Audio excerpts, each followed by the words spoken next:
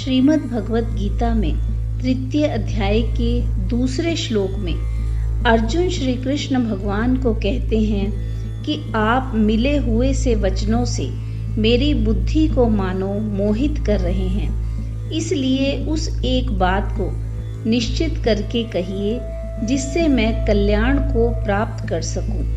इस श्लोक में यह भाव बतलाया गया है, जिन वचनों में कोई साधन निश्चित करके स्पष्ट रूप से नहीं बतलाया गया हो, जिसमें कई तरह की बातों का सम्मिश्रण हो, अर्थात मिले हुए से वचन।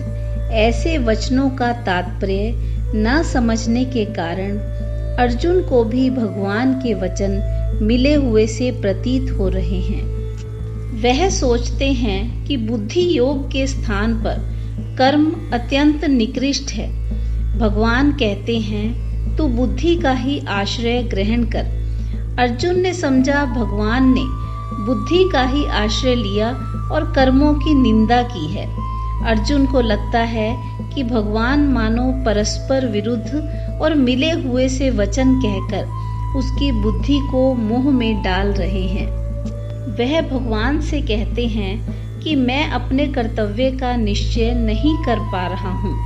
मेरे ये बात समझ में नहीं आई कि आप मुझे युद्ध के लिए आज्ञा दे रहे हैं या समस्त कर्मों का त्याग करने के लिए। यदि कर्मों का त्याग करने के लिए कहते हैं, उनका त्याग करके फिर क्या करने की आज्ञा दे रहे हैं। इसलिए आप सब प्रकार से सोच समझकर मेरे कर्तव्य का निश्चय करके मुझे एक ऐसा निश्चित साधन बतला दीजिए कि जिसका पालन करने से मैं कल्याण को प्राप्त कर सकूं, अर्थात शाश्वती शांति और नित्यानंद को प्राप्त कर सकूं। जय श्री कृष्ण।